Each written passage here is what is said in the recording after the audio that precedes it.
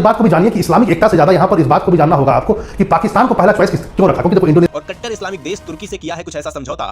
पहले पाकिस्तान को क्यों दिया गया? आप कहेंगे सर पाकिस्तान को कोई भी कोई चीज दे सकता है, ऐसा नहीं है सर। पाकिस्तान के पास एक ऐसी चीज है ना जो पूरे इस्लामिक जगत में नहीं है, वह है एटम बम। विश्व में पाकिस्तानी सरकार ने दूसरे कट्टर मुल्क तुर्की के साथ बड़ी डील की है, जिसके 15 बिलियन का डील होने वाला है। 5वीं पीढ़ी का है, कान नाम है इसका, KANN नाम है। वाजिब बात है, 5वीं पीढ़ी का है तो स्टील्थ होगा, यानी रडार से बच सकता है, अदृश्य होने की इसमें क्षमता है, गुप्त अभियान कर सकता है, उन्नत इलेक्ट्रॉनिक युद्ध में ये शामिल हो सकता है। कई सारी बातें हैं, जैसा दावा किया जाता है कि F-35 हो, चाहे J-20 चाइना का हो या SU-57। ये है कि तुर्की पहले ही पाकिस्तान को अपने इस फाइटर जेट कार्यक्रम में शामिल होने का ऑफर दे चुका है। Welcome to breaking news with DA। 5th generation के फाइटर जेट्स खान तुर्की और पाकिस्तान के दिफाई ताउन पर बड़ी बहस छिड़ गई। सवाल ये है कि तुर्की ने दीगर ममालिक के बजाय आखिर पाकिस्तान को ही क्यों चुना। इस खबर ने भारतीय मीडिया के पेट में दर्द कर दिया। एक बहुत ही इंपॉर्टेंट न्यूज़ आ रहा है। न्यूज़ ये है कि टर्की और पाकिस्तान के बीच एक डील होने वाला है, और डील यह होगा कि टर्की अपना 5वीं पीढ़ी का फाइटर जेट पाकिस्तान को देगा। लगभग माना जा रहा है 65 देने की बात हो रही है, और इसमें बहुत सारी बातें ऐसी है क्लॉजेस में कि माना जा रहा है टेक्नोलॉजी भी ट्रांसफर हो सकता है, कुछ चीज़ें असेंबल भी हो सकती है पाकिस्तान में। तो ये पाकिस्तान के लिए बहुत बड़ी बात है। वैसे मैं बता दूं भारत के लिए, जैसा कि आप जानते ही हैं कि टर्की से भारत का संबंध कभी अच्छा रहा भी नहीं है। सच्चाई है कि मैं कहूँ कि एक बार आप साफ पर विश्वास कर सकते हैं, लेकिन टर्की पर विश्वास नहीं कर सकते। टर्की को जैसे हाल ही में भूकंप आया, हमने बहुत मदद दिया, लेकिन उसके बाद पुलवामा अटैक हुआ हम पर, उसका भी निंदा नहीं किया। पाकिस्तान के साथ वो खड़ा नजर आया, चाहे कश्मीर मुद्दा हो, CA हो, हमेशा शुरू से देखा गया है पाकिस्तान परस्त। यहाँ पर टर्की को हमेशा इस्लामिक एकता नजर आता है, और कहीं ना कहीं ये जो टर्की का झुकाव है पाकिस्तान और इस्लामिक एकता की तरफ, वह कहीं ना कहीं भारत और टर्की के बीच जो संबंध खराब लगभग हो ही चुके हैं, उसको और भी खराब कर देगा। लोगों को लगता होगा कि शायद टर्की जो है नाटो का मेंबर है, पश्चिमी जगत है, तो बड़ा लिबरल होगा। सर लिबरल कुछ नहीं है। अब प्रश्न उठता है कि आखिर टर्की पाकिस्तान को क्यों चुना इस फाइटर जेट को देने के लिए, और पाकिस्तान ने टर्की को क्यों चुना? उसके पास एक चॉइस तो था कम से कम चीन के रूप में, J-20।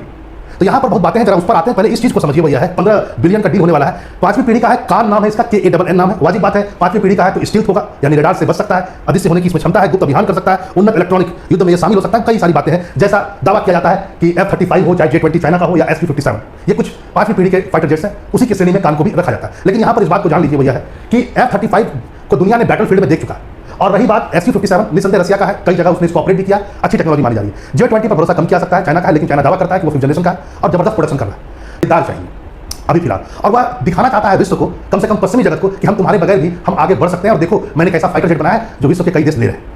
वाजिब बात है, टर्की को इससे अपर हैंड मिलेगा, कम से कम उसका कद बढ़ेगा पश्चिमी जगत में, क्योंकि नाटो का मेंबर होने के बावजूद भी वह पश्चिमी देश का कभी नहीं रहा। सच और बातों को भी समझे भैया है। वाजिब बात है, टर्की दावा करता है कि देखो मैं इसमें उन्नत रडार लगा रखा हूं, मैं इसमें जो मिसाइल यूज हुआ है वह लंबी दूरी तक मार कर सकता है, ये सब बातें कही गई। लेकिन यहाँ पर इस बात को, जैसा कि मैंने पहले कहा, कि टर्की लगा हुआ है पाकिस्तान को चेपना चाहता है, ताकि पाकिस्तान खरीदार बन जाए, और आगे चलकर वो बात कर रहा है इंडोनेशिया और अजरबैजान से भी कि तुम भी लो। यहाँ पर आप इस बात को भी जानिए कि इस्लामिक एकता से ज्यादा यहाँ पर इस बात को भी जानना होगा आपको कि पाकिस्तान को पहला चॉइस क्यों रखा, क्योंकि देखो इंडोनेशिया भी है एक इस्लामिक मुल्क, पहले उसको नहीं दिया गया, पहले पाकिस्तान को दिया गया। आप कहेंगे सर पाकिस्तान को कोई भी कोई चीज दे सकता है, ऐसा नहीं है सर। पाकिस्तान के पास एक ऐसी चीज है ना जो पूरे इस्लामिक जगत में नहीं है, वह है एटम बम। विश्व में आपको मालूम है मैक्सिमम कंट्रीज जो है वह इस्लामिक कंट्री है, यानी कि मुस्लिम देश है, लेकिन उन सारे मुस्लिम देशों में सिर्फ एक देश पाकिस्तान है जिसके पास एटम बम है। और टर्की आगे चल करके हो सकता है पाकिस्तान के साथ कोई डील करे, एक संयुक्त डील, मिलिट्री डील, जैसा कि अभी हाल ही में अरब ने किया था कि मेरे पर अटैक पाकिस्तान पर अटैक माना जाएगा और पाकिस्तान पर अटैक मेरे पर अटैक माना जाएगा। तो एक न्यूक्लियर छतरी जो है वो पाकिस्तान का मिल सकता है किसको?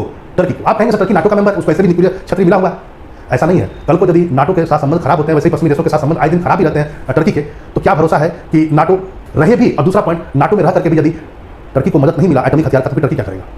यहाँ पर इस बात को भी समझे कि अमेरिका ने टर्की को मना किया था कि S-400 आप नहीं लीजिएगा रसिया का, क्योंकि अमेरिका और टर्की मिल करके 5th जनरेशन का एयरक्राफ्ट बनाना चाह रहे थे, वही F-35 बोले थे, दोनों मिलकर बनाएंगे, तुम्हारे यहीं बना लेंगे, कोई दिक्कत नहीं। लेकिन बात बहुत आगे तक पहुंच भी चुकी थी, लेकिन टर्की उधर एयर डिफेंस सिस्टम की ओर बढ़ा रसिया का। अमेरिका ने चेतावनी दी कि अगर तुम वो लोगे तो हम डील समाप्त कर देंगे, और यही हुआ। रसिया से उसने S-400 ले लिया और डील समाप्त होता है F-35 का। और इसी आनंद फानंद में एट लास्ट टर्की ने कहा मुझे किसी की जरूरत नहीं, मैं खुद ही बना सकता हूँ F-35 जैसा एक स्टील्थ विमान, और बना दिया काम। वैसे मैं इस बात को भी आज आप कह दूँ भैया है कि वर्तमान में जो इसमें इंजन लगा हुआ है वह JE का इंजन लगा हुआ है, और वह वही इंजन है जो F-16 फाइटर फाल्कन में लगा हुआ है। यानी कि लगभग माना जा सकता है कि इसमें जो इंजन है, वो जो नाम आप यदि कहिएगा इंजन का नाम, तो F-110। यह इंजन आपको पता ही होगा, हम लोग तेजस में भी JE का इंजन यूज कर रहे हैं, तेजस MK1 में, MK2 में भी JE का इंजन जो अमेरिका का है कंपनी उसी का यूज कर रहा है। लेकिन ये दोनों अलग है उस इंजन से जो इंजन यूज कर रहा है कान में। हम लोग का इंजन है F जो शुरुआत में यूज होगा 404, फिर MK2 में 414, लेकिन जो ये यूज कर रहा है वो थोड़ा ताकतवर इंजन है, मतलब इन दोनों से ज्यादा ताकतवर F-110, ये थोड़ा ताकतवर है। इस ढंग से भी आप समझ सकते हैं कि हम लोग का तेजस, हम लोग MK1 हो चाहे MK2 हो, या 19,000 पाउंड से लेकर के 22,000 पाउंड के बीच का इसका न्यूटन थ्रस्ट, सॉरी ये थ्रस्ट है पाउंड थ्रस्ट। वहीं आप देखेंगे कान का थ्रस्ट जो है, दो इंजन वो यूज कर रहा है, 60 के आसपास है उसका थ्रस्ट। तो वाजिब बात है 60,000 के आसपास का थ्रस्ट, यानी सिंपल सी बात है अमेरिका ने जो इंजन दिया है कान के लिए वो थोड़ा अच्छा इंजन दिया। वाजिब बात है पर्पस अलग है, क्योंकि हम लोग को स्टील विमान तो बना नहीं रहे ना, हम लोगों का तेजस MK1 हो चाहे 2 हो, ये स्टील तो है नहीं, 5वीं पीढ़ी का तो है नहीं, लेकिन जो भी विमान 5वीं पीढ़ी के होते हैं उसके इंजन स्ट्रॉन्ग होता है, क्योंकि उसको ज़्यादा पेलोड लेके जाना है, हायर टेक्नोलॉजी का यूज होता है, तो ऑब्वियसली बात है। लेकिन यहाँ पर कुछ बातों को आप जरा देखिए और आपको समझ में आएगा। ये तो जब जाहिर है कि विश्व में सबसे अच्छा यदि आज के तारीख में स्टील विमान और 5वीं पीढ़ी का विमान माना जाता है तो F-35 अमेरिका का। लेकिन यदि आप इसका थ्रस्ट की बात करेंगे तो आपको दिखेगा कि पहले तो सिंगल इंजन है और थ्रस्ट जो है वो 43,000 के आसपास में, यानी ये काम से कम है। और SU यानी कि रसिया वाला जो डुअल इंजन यूज करता है वो 70,000 का पाउंड है। इस पर आइए जेई का, ये अपना इंजन यूज करता है, चाइना, रसिया भी अपना इंजन यूज करता है। ये 65 से लेकर डुअल इंजन है और 65 से लेकर के 80,000 के बीच में। तो यहाँ पर आपको दिखेगा कि ये सर इंजन किसी भी चीज़ का ताकतवर जितना होगा प्लेन भी उतना अच्छा होगा।